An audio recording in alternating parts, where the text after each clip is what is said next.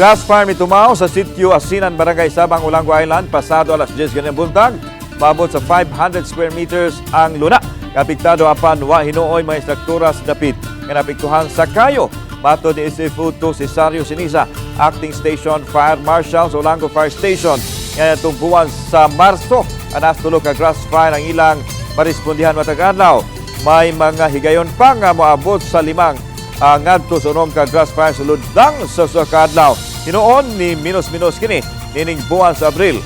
Sagad nga rason mao ang nataligam ang pagpangtaob sa pipila ka mga residente ug ang nangalayang sagbot nga dali nang musilaob tungod sa kainit sa panahon.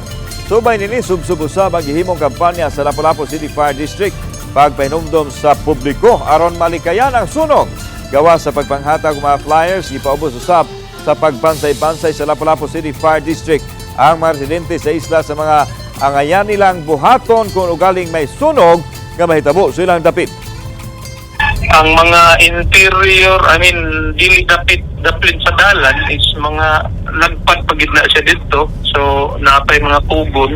So, usahay mo respondit ang gukur-gukuron ginato ang kayo.